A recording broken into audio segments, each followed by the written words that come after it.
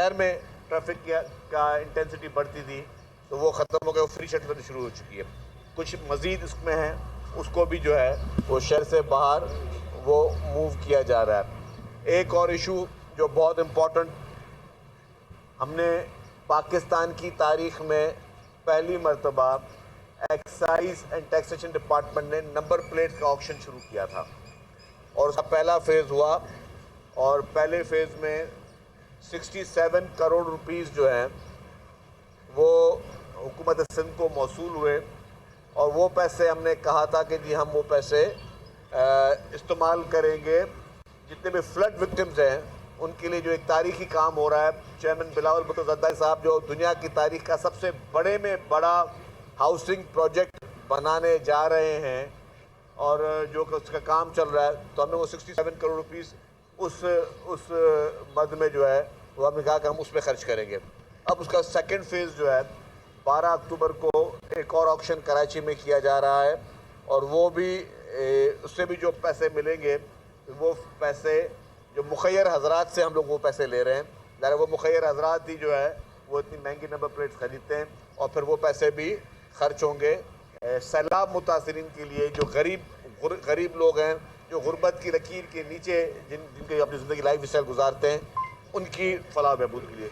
लेकिन उसके पहले हम सितंबर के लास्ट वीक में वो भी पाकिस्तान की तारीख का सबसे पहला ऑनलाइन ऑक्शन भी शुरू करने जा रहे हैं। एक तो फिजिकल ऑक्शन होगा कुछ प्लेट्स का, कुछ हमने उसको कैटेगरी रख दी है।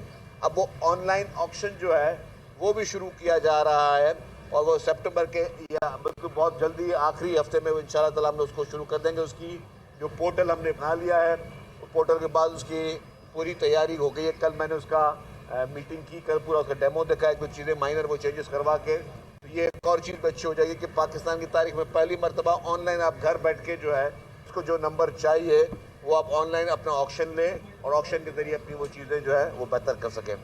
सिविक सेंटर में हमने रिफॉर्म्स किए, अब आपको सिविक सेंटर में आप लोग भले जाएँ, बहुत कम रश नज़र आएगी। हमने सारी चीज़ें ऑनलाइन और इस तरह कर रहे हैं कि जी लोगों को ज़्यादा तकलीफ ना हो।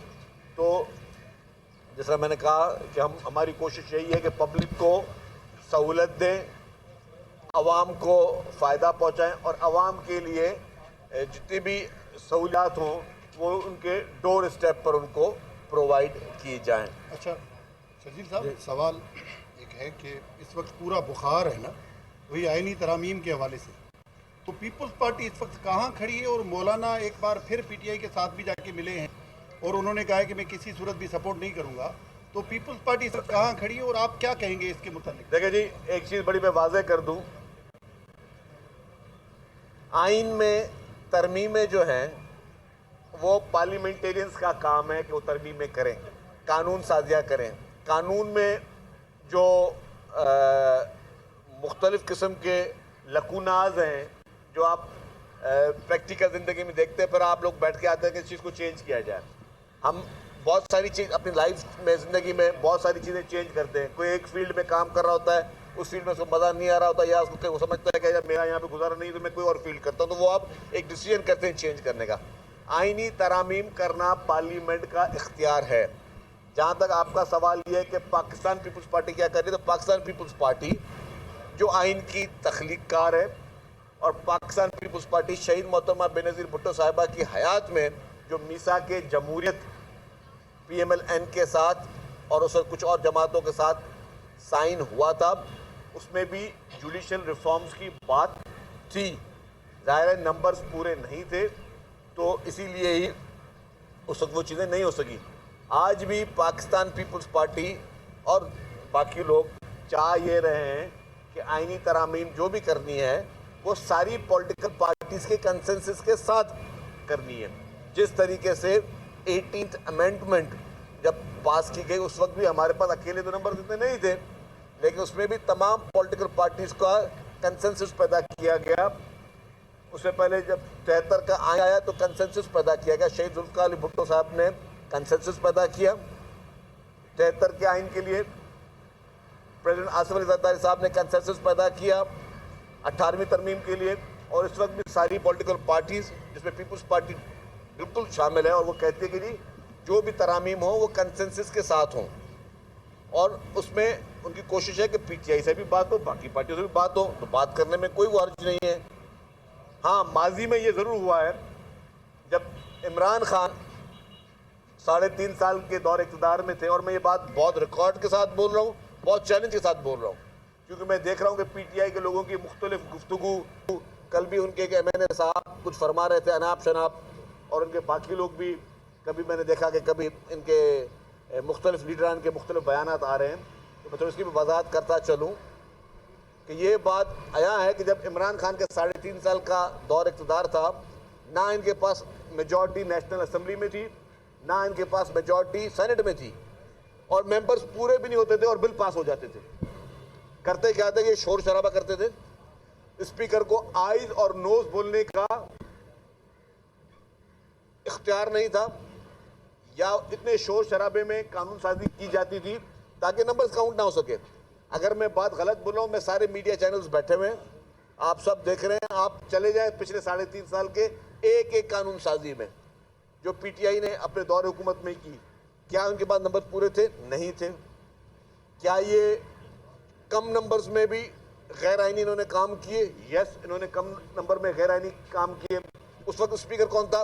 असद कैसर स्पीकर था उस वक्त, जो आज बैठ के बात करता है कि हमारे मेंबर्स में कोई कर रहा है और ये कर रहा है। क्या असद कैसर साहब अपनी गिनती पूरी कर सकते थे? उस वक्त भी नहीं कर सकते थे। तो इन्होंने अपने दौर में बिल्डोज करके, बदमाशी के जरिए, लड़ाई के जरिए अपने इन्होंने हुकूमत की, बदमाशी लड़ाई के जरिए इन्होंने अपने कानून पास करवाए। आज की हुकूमत है PMLN की हुकूमत, लेकिन ये नहीं किया जा रहा कि ठीक है नंबर देखे जाएंगे, कानून पास कर लो। एक एक मेंबर के पास जा रहे हैं, एक एक मेंबर से बात करें। ये है पार्लियामेंट को अहमियत देना, उसके नंबर्स को अहमियत देना। हाँ, अगर नंबर्स पूरे हैं तो काम होगा, अगर नंबर्स पूरे नहीं हो तो काम नहीं होगा, आपको तरमीम नहीं होंगी। कम से कम इस चीज़ को मान तो रहे कि जी अगर नंबर हमारे पास पूरे होंगे तो ही तरमीम की जा सके। इससे पहले जो इमरान खान के दौर में कानून पास किए गए, जिस तरह बजट पास किए गए, सेनेट के इलेक्शन 7 वोट मुजफ्फर शाह ने जो सेनेट के खारिज, ये सारी क्या चीजें थी? ये बदमाशियां थी, ये गुंडागर्दियां थी पार्लियामेंट में बैठकर, ये अवाम बनाने की साजिशें थी, जो अवाम को ये बेवकूफ बना रहे थे। ये हट दर्मी से बंदूक पे जो इन्होंने इख्तियार किया है, ये हुकूमत कम से कम बंदूक के जोर पे नहीं करे कि नंबर पूरे पास आइज और आइज करके हम जान मेंबर्स भी उससे बातचीत की जा रही है, उस पर मसूदे पे फाइल करने की कोशिश की जा रही है। बंदूक के जोर पे हुकूमत नहीं की जा रही, जो कि इमरान खान के दौर में बंदूक के जोर। और मैं फिर कहता हूं कि मैं चैलेंज करता हूं पूरी पीटीआई को, आके एक एक चीज की वो देख रहे कि उस वक्त क्या हासिल होती थी। उस वक्त तो मीडिया को हिम्मत भी नहीं होती थी कि मीडिया के नंबर पूरे नहीं थे, फिर भी कानून साजी हो गई। नंबर्स पूरे नहीं थे, फिर भी सेनेट में जो है उनकी सीटें मिल गई।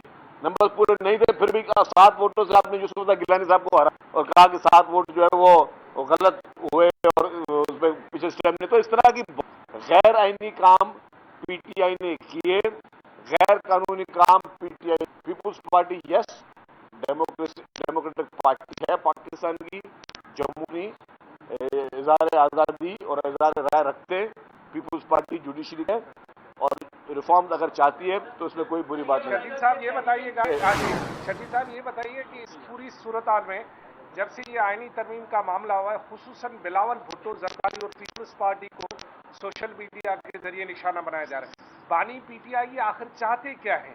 देखिए जी, पीटीआई का हमेशा वतीरा ये रहा है, आपको पता है कि सोशल मीडिया के दहशतगर्द तो वो लोग हैं कि वो प्रेशर डेवलप करें। इमरान खान ने पहले कोशिश की कि इदारों को प्रेशराइज किया जाए, नाकाम गए इदारे, इसके प्रेशर में नहीं आए। फिर इसने जुडिशरी को प्रेशर में लाने की कोशिश की, इससे पहले अपने MNAs को प्रेशर में लाने की कोशिश की। जब वोट ऑफ नो कॉन्फिडेंस हो रहा तो इमरान खान ने कहा था कि मेरा कोई MNA जो मेरी पार्टी को वोट नहीं देगा उसके बच्चों की शादियां तक नहीं होंगी। ये क्या था? ये प्रेशर टैक्टिक्स थी। उनके घरों पे हमले हुए। ये सिर्फ डिजिटल दहशतगर्द नहीं, ये जमीनी तौर पे भी दहशतगर्द है। उन्होंने अपने मुखालिफिन MNAs के घरों पे हमले किए, उनके घरों पे उन्होंने मुजाहरे करवाए, और फिर जुडिशरी के खिलाफ भी इन्होंने ये किया। जो जज हजरात इनको लगता था कि इनके खिलाफ शायद वो फैसला कहीं खिलाफ आ रहा है, उनके खिलाफ सोशल मीडिया पे ट्रोल चले, उनके खिलाफ इन्होंने बेहुदा किस्म की मुहिमें चलाई। अभी रिसेंटली इस आईनी तरमीम से एक दिन पहले आर्मी चीफ और चीफ जस्टिस सुप्रीम कोर्ट जो करंट है उनके खिलाफ बेहुदा किस्म के ट्वीट्स हुए, बेहुदा किस्म की कैंपेन चलाई और वो इमरान खान के अपने अकाउंट से चली। तो ये प्रेशराइज करने की कोशिश करते हैं। अभी भी पीपुल्स पार्टी के खिलाफ अगर ये सोशल मीडिया पे कैंपेन चला रहे हैं तो हम भी इस तरीके की कैंपेन चला सकते हैं, लेकिन हमें हमारी पार्टी ये इजाजत नहीं देती कि आप भी बेहुदा के साथ बेहुदा बन जाएं, आप भी गुंडे के साथ गुंडा बन जाएं। हाँ यस, हक दफा रखते हैं और कोई गलत काम नहीं किया हमने। हम बबांगे दौल कह रहे हैं कि यस, हम आईनी तरमीम, अगर हमारे पास अक्सरियत होगी, सबके कंसल्ट होंगे तो हम आईनी तरमीम करना चाहते हैं और वो आईनी तरमीम अवाम के लिए करना चाहते हैं, ताकि किसी एक शख्स को 20-20 साल 25-25 साल जो है वो अदालतों के धक्के नहीं खाने पड़े, या कोई शख्स फांसी खाने के बाद ना साबित हो कि जी ये बेकसूर था, या किसी शख्स को 30 साल जेल में रहा जो बेसिक उसका जो जुर्म अगर साबित होता तो 14 साल होता और फिर 30 साल के बाद बोला नहीं ये बाइज्जत बरी हो गया। हम रिफॉर्म चाहते हैं लोगों को इंसाफ देने के लिए, हम रिफॉर्म चाहते हैं लोगों की बेहतरी के लिए। तो ये पीपुल्स पार्टी जो है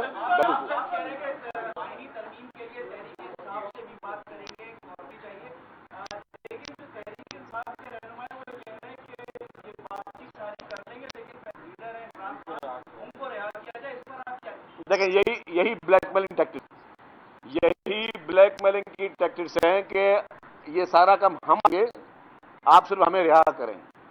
ये चाहते हैं कि जी एनआरओ मांग रहे हैं एक तरीके का, ये डील करना चाहते हैं हुकूमत से, ये चाहते हैं कि जी क्योंकि जो है हमारे लीडर को आप, हमारे पास नंबर पूरे हैं, हमारे लीडर को आप जेल डाल दें तो फिर आपकी सारे जो है आपके ये बिल पास हो जाएंगे। निकालना है, अगर किसी ने भी निकालना है इमरान खान को निकाल ले, लेकिन फिर हम मैसेज ये देंगे कि जी जो कैपिटल हिल में जिन लोगों ने बलवा लगाया था 15-15 साल की सजा, हम मैसेज देंगे कि कभी भी अपना हक मनवाने के लिए शीशे तोड़ो, मनवाने के लिए बसों को आग लगाओ, एम्बुलेंसों को आग लगाओ, अपना हक मनवाने के लिए शीशे तोड़, हक मनवाने के लिए बसों को आग लगाओ, एम्बुलेंसों को आग लगाओ, पार्लियामेंट हाउस पे हमला करो, रेडियो पाकिस्तान पे हमला करो, और ईदी के एम्बुलेंस को आप आग लगा दो।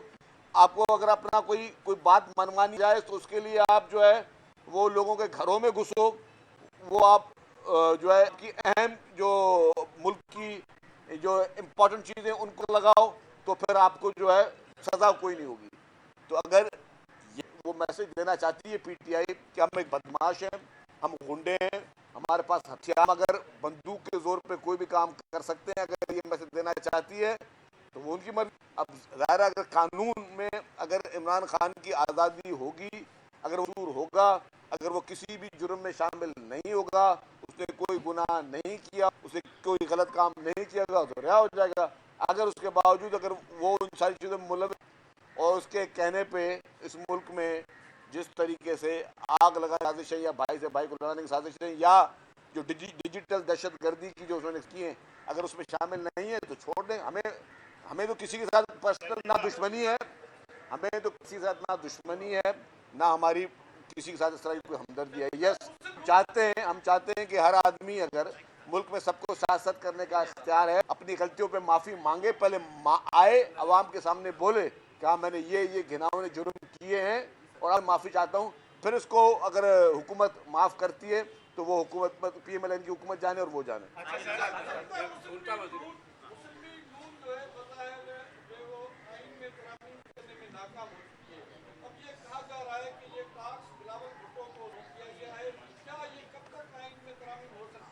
देख मुझे ये पता नहीं कि कोई टास्क की बात है। मेरा सवाल सर ये है कि ग्रीन इनिशिएटिव प्रोग्राम के तहत सिंध की कोई 48 लाख एकड़ ज़मीन दी जा रही है और नए कैनाल्स निकालने की भी बात हो रही है। ये निगरान दौर में ये फैसला हुआ था, उसके बाद मौजूदा सिंध हुकूमत का क्या फैसला है कि ये 48 लाख एकड़ ज़मीन आप देंगे और ये कैनाल्स निकालने की आप लोग इजाज़त देंगे? देखिए मुझे मफरूज़ों पे ही चीज़ है, मुझे अभी तक इसके सामने कोई एविडेंस नहीं है। जब तक एविडेंस नहीं होगा तो मैं उसमें कमेंट नहीं कर सकता। ये जो तरामीम आप कह रहे हैं वो मौलाना फजल रहमान और अख्तर मिगल साहब के वोट आपको दरकार होंगे, लेकिन मौलाना का तो वेट बढ़ गया है। अब क्या करेंगे अगर वो नहीं आते इसमें, तो क्या करें आप? देखिए, मौलाना साहब एक सीजन पॉलिटिशियन है और यही डेमोक्रेसी में की एक खूबसूरती। हर आदमी अपना हक राय रखता है, हर आदमी अपनी सोच रखता है।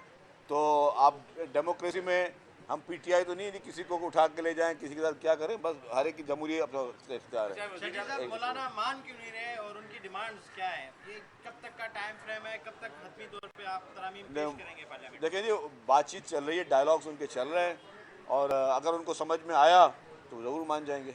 अच्छा, वज़ीर आला गंडापुर जो है, उन्होंने वो अफगान जो कौंसल जनरल थे कौमी तराने में बैठे नहीं, बल्कि उनकी वो कह रहे हैं कि म्यूज़िक जो है उनके खिलाफ है, तो इस वजह से वो खड़े नहीं। हालांकि हर जगह हम देखते हैं कि वो कौमी तराना होता है, वहाँ खड़े होते हैं, लेकिन अमीन गंडापुर जो है वो काबू में। देखिए जी, मैं समझता हूँ कि नहायती अफसोसनाक वाक़या था जो उस दिन पेश आया और उसके बाद केपीके के चीफ मिनिस्टर का गैर जिम्मेदाराना बयान सामने आया।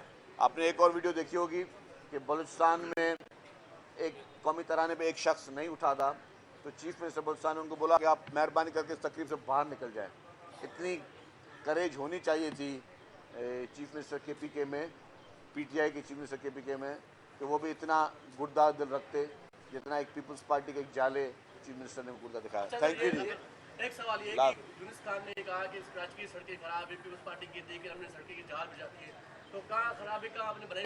देखिए जी, इस वक्त बारिशों के बाद जो भी जहाँ पे ये सड़कों का मसला आ रहा है, टूटी सड़कों का, तो वहाँ पे काम चल रहा है और आपने खुद देखा हुआ काम शुरू हो गया है।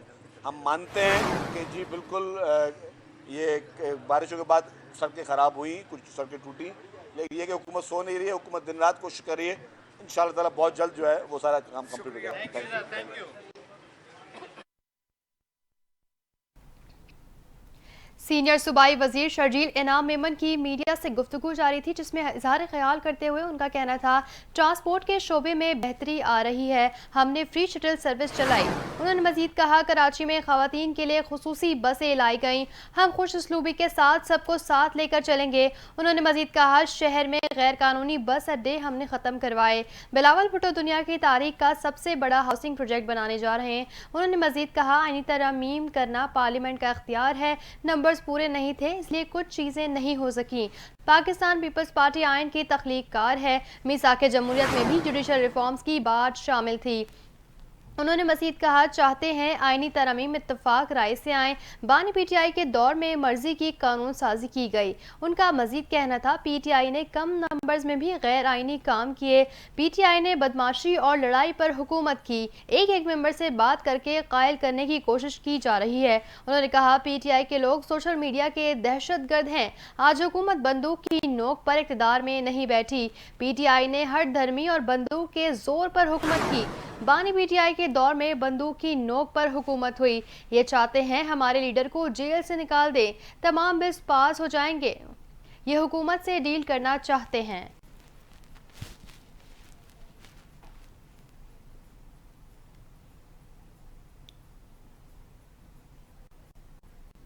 न्यूज़ स्टूडियो से फिलहाल इतना ही। मजीद अपडेट्स के लिए देखते रहिए NTN न्यूज़।